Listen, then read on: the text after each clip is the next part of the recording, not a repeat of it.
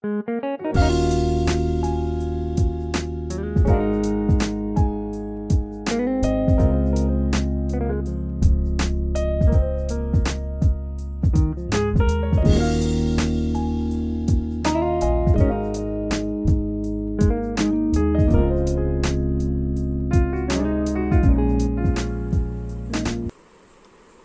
के जनपथ पर स्थित नेशनल म्यूजियम राष्ट्रीय संग्रहालय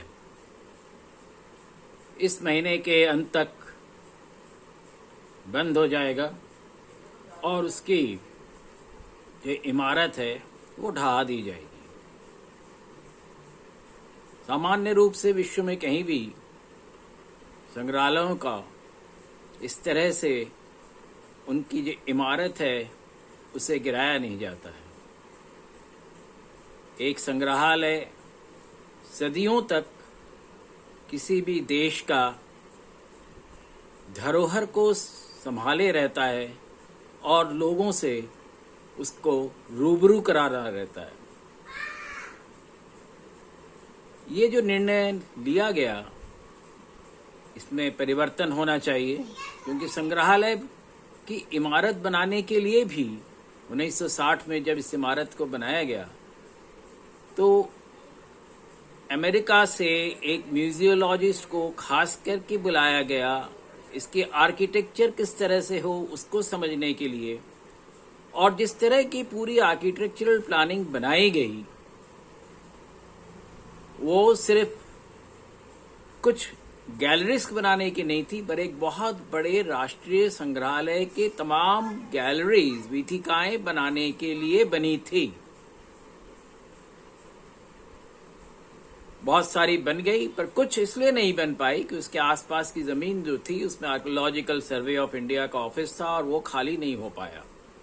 प्रधानमंत्री संग्रहालय भी इसी संग्रहालय का एक हिस्से की तरह से उसको सोचा गया था, और भी कई तरह के जो गैलरीज है जो बन नहीं पाई उसको आज शायद बनाया जा सकता था। पर आज जो निर्णय लिया गया उसके एक दूसरा आयाम भी है। संग्रहालय को बनाना उतना मुश्किल नहीं होता है जितने संग्रहालय के गैलरीज को बनाना। उसके हर गैलरी के जो कॉन्सेप्ट है उसको अच्छी तरह से सोच के उसके तरह से उसके सारी प्लानिंग करनी पड़ती है, उसके थीम को जोड़ना पड़ता है, उसके जो ऑब्जेक्ट्स हैं चाहे पेंटिंग हो, चाहे पत्थर के ऑब्जेक्ट हो, चाहे मूर्तियां हो, उसको उस तरह से जोड़ के बना के एक स्पीकिंग गैलरी बनाई जाती है। ये देखते ही आदमी समझ जाए कि क्या हुआ है। आज बड़े दुख की बात है कि आप ये नेशनल म्यूजियम के संग्रहालय का जो इमारत है वो कुछ ही दिनों में ढह जाएगी, और ये बहुत एक आइकॉनिक संग्रहालय की इमारत है। और हमें कोशिश यही करनी चाहिए कि इस इमारत बनी रहे और इसके साथ साथ दूसरी गैलरियां बनती जाए। राष्ट्र धरोहर जो है कुछ ही दशकों की नहीं होती है।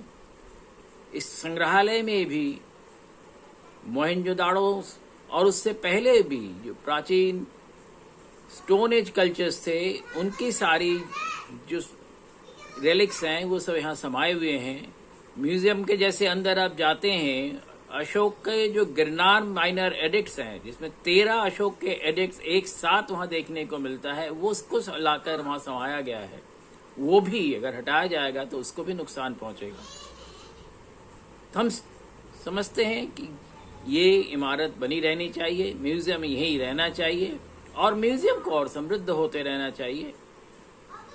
इन्हीं शब्दों के साथ हम इस निवेदन को आपके सामने रखते हैं कि आप आएं और कहें कि नेशनल म्यूजियम वहीं रहेगा, उसका जो है इमारत समाप्त नहीं किया जाएगा। जय हिंद।